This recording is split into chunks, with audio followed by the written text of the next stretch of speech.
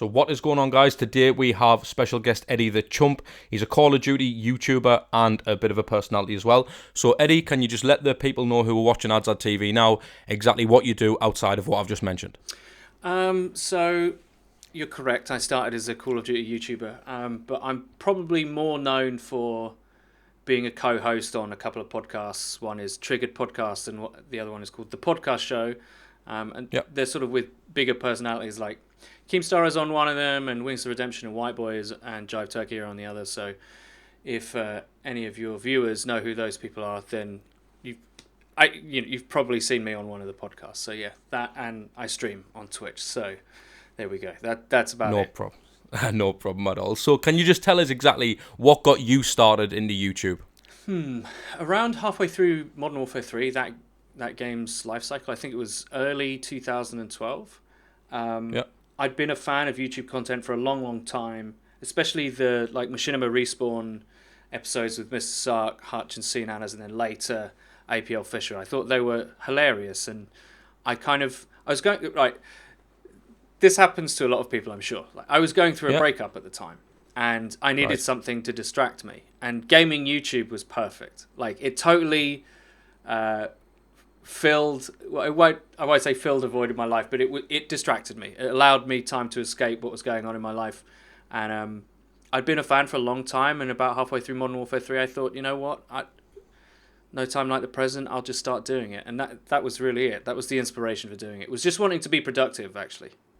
Of course, what's interesting for me, a lot of people go to YouTube to channel their energy for whatever's going on in their life, to fill the void, to quote yourself there. And what do you think it is about YouTube? Because, looking at YouTube from the outside when you don't know what you know now, how do people have the thought of, yeah, I'm going to get into this, it should be pretty simple enough? I think it's because you're totally in control. I think it's a platform and a technology that if you have the skills for video production, and quite a lot of the time, even if you don't, it's a place where you can go and entirely express your opinion without editorial or without, because sometimes we have feelings and thoughts in life that aren't necessarily convenient for other people, So YouTube is a place where people can indulge their purely selfish motivations, I think. And I don't mean purely selfish in a bad way. I mean it's just a place where someone can go and actually be themselves. That's what I mean when I say that. So I think that's why it attracts a lot of people, is because they're in complete control of it. So at that time, were you sort of financially stable in, employment outside of YouTube or stuff like that? Okay. Or was it just something you thought, I'm just going to go for this and just, like you say, channel your energy and this is what's going to do it for me? I had been employed in London working for a film company as an editor. And I'd lived in Brighton, so I was commuting every day, and that was really difficult. So, long days, travel to and from work, not fantastic. And as I say, I went through this breakup, and then I quit my job, actually, because I couldn't do it anymore, and that was what influenced the breakup. So when I got into YouTube, I was actually on benefit. I was at 28 on benefit, lost the girl, lost the flat, lost everything, really. And it was a way for me to remain productive, because obviously I had a lot of experience with editing and media and all that kind of stuff. And I thought, of course, especially in your job. Yeah, exactly. So I thought I had the skills to do this properly. I had the skills to do it properly, and it was just about whether I could be an interesting personality, because that's what the game's really about. It's not about the game. Did you think about money at all at that stage, though?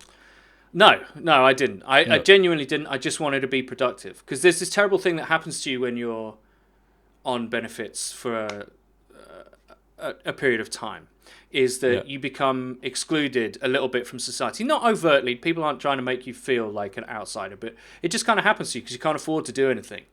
You can't afford to take part. You get stuck in a cycle. Yeah, you get stuck in a cycle where you're watching other people live normal life, and you're like, well, I used to be in that, right? That used to be my life, right? But I can't interface with it anymore because I don't have the money. So YouTube for me was just it really was just an effort to remain positive and productive and not fall into depression or laziness or anything like that. It was really an effort to kind of keep myself sane, actually. Yeah, exactly. So you know what, that particularly interests me because, for instance, a guest that I've had previously on the show said that when he set out to do YouTube, he knew he was going to accomplish it. He knew there was financial gain in it for himself. And for me, like, I've personally been doing YouTube for my own reasons over the last 3.5 years, obviously to provide guys who can't be heard a credible platform, and try to inspire these young people. Now, obviously for yourself doing that, now, did you just think, this is, I'm doing it for all the reasons I'm doing it for, but this is going to take up a lot of my time? Or did you find that, I'm going to do this, I'm going to remain positive and hopefully get back into employment? Or did you have some sort of vision that maybe one day I will do a podcast? Do you know what I mean? Like, maybe one day I will do this, that and the other? Okay, so there's something to note here. Okay. Even when... It's undiagnosed, right? I've never been to a doctor and they've said, yeah, you've got depression, right? But I would characterize myself as suffering from depression. Like, I go through periods of time where doing anything seems like a complete waste of time, which is weird, right? It's depression does funny things to people. For me, really, there wasn't a long-term plan, all right? Traditionally, I'm not that kind of person. I didn't feel like I was in the position to plan for the long term. I was just like, look, doing something is better than doing nothing, right? And I don't want to work at Poundland. Actually, that sounds terrible, right? That you should, take the work that you can get or whatever to provide for yourself and all that kind of stuff. But in that frame of mind that I was at the time, I was like, no, fuck that. I'm not working at Poundland. I'm going to do my own thing. And if it takes years to get to the point where I earn any money from it, fine. Because I'm sick of... I tell you what it was, actually, more than that. The reason I quit my job in London, right, it's all tied in together. The reason I quit my job in London was because, I'm sure many people can identify with this, I was sick and tired of having people who I knew I was smarter than be my boss. I was sick of it. Sick of having my time wasted by a fucking idiot, right? And it's happened so many times in my life that part of it was like, I want to be responsible for my own future. Like, I want to build my own thing.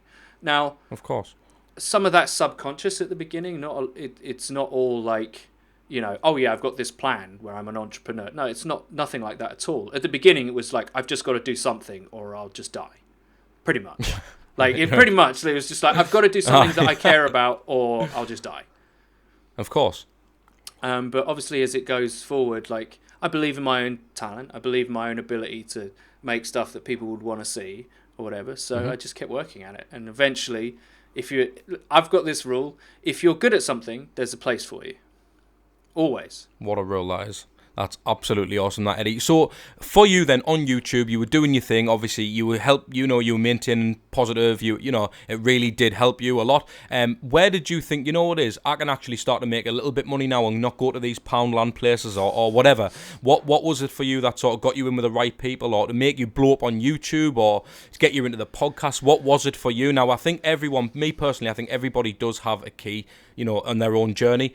And what I want to know is, what was it for you that sort of got you affiliated with the people that you are, or got you in the podcast, or, did something other than just being a generic Call of Duty YouTuber? All right, okay. So the thing that I suppose most people knew me for before the podcast was I changed the way I did my commentaries, right? So I was influenced by people like Zero Punctuation. He does game reviews, and he's very quick and dry and witty and cutting with his perspective on games and his reviews. And I was like, I didn't want to ape him exactly, but I recognized a sensibility in myself, in the delivery, in the humor and the insight of someone like Zero Punctuation and other sort of comedian types. And the people that I was watching at the time on YouTube was all satire and comedy based stuff, right? It wasn't gameplay, it wasn't pub stomping, it wasn't anything to do with specifically the game. It was more to do with the personality. So I changed my style into just shit talking, trying to shit talk Call of Duty, actually trying to satirize the Call of Duty fan base and people who make videos, right? That was the first one.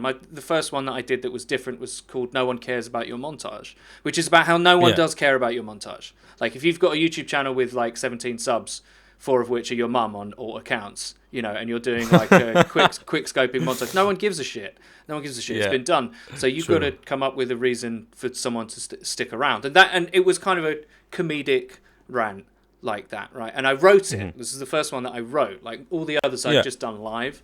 But I wrote this material, and I put jokes in there, and I got the delivery right, and I edited it together, and I made the whole package look nice and all that kind of stuff. And at this point, I still only had about 1,000 subs. Yeah. And when that happened, some of the pub stomping clans who were trying to get in Call of Duty specifically were trying to get in commentators so that, videos were actually entertaining and not just good gameplays and stuff like that. And I got noticed by a couple of bigger UK YouTubers. So at that point though, were you receiving any sort of dislikes, or was it all positive? Do you know what I mean? I don't mean dislikes as in actual dislikes. Did you get any sort of hate or anything, or was it plain sailing for yourself? Fredo hates this, right? So if you ever interview Fredo, he hates the fact that I don't seem to get hate like other people do. I'm for some reason I'm allowed to be a bit of a prick sometimes, and but get away with it, and people don't hold it against me. I don't know why, because... Do you not think that's just sort of the UK wit, though? Do you know what I mean? Do you not think that's just because you are a kid from the UK in comparison to the other guys that are on the podcast? It could be. I mean, I've always been sure to... Here's the thing about comedy, right? If you want to get people... Not that I'm like a fucking expert, all right, or anything, but here's the thing. If you're trying to make comedic content, you want the audience on your side. Right, so you want them to laugh with you. Actually, comedy is about empathy, right? So, if you can piss off your audience as well, and that can be funny too. But like, there has to come a point where you want them to be on your side. So for me, I always took the piss out of myself as much as I took the piss out of something else, because I think that's kind of important. And that's only fair, isn't it? Really? Well, you say that, right? But a lot of people, especially in COD, don't think like that. A lot of people in COD really do think they're that good, all that kind of stuff, which is really easy to take the piss out of. So for that, then, did that sort of give you that bit of a, like a security blanket, if you like, to sort of help you go through your YouTube without, a lot of distractions from the haters and all the rest of it? Was it that sort of helped you get to where you are? Number one, I don't really get much hate, to be perfectly honest.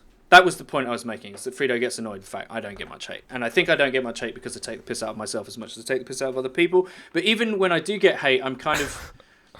It doesn't bother me. When someone is irrationally angry or mean towards me, it says more about them than it says anything about me. Right? Because I don't know if you've ever met people in real life who are just like arseholes. Like... Of course. When someone's being like that to you...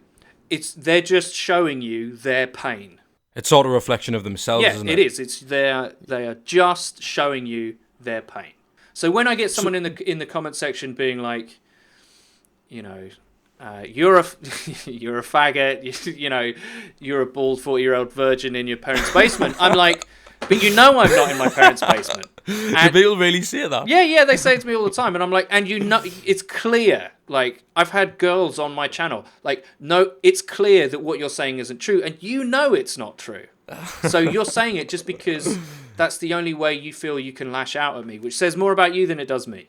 So for anybody, watching this video now then, Eddie, and do want to do YouTube, or just want to succeed, in some avenue of life, whether it be in the career YouTube, a non-job per se, what sort of words of wisdom or advice can you give them? Okay. So I used to get this question all the time. How do you grow on YouTube? By the way, I'm only like 20,000 subs, but more people know of me than my sub base because I'm on podcasts, right? So it's not like I'm like a 2 million sub channel or anything. But if you're... Yeah. I remember being at 200 subs. I remember being at 40 subs. Like, I actually do.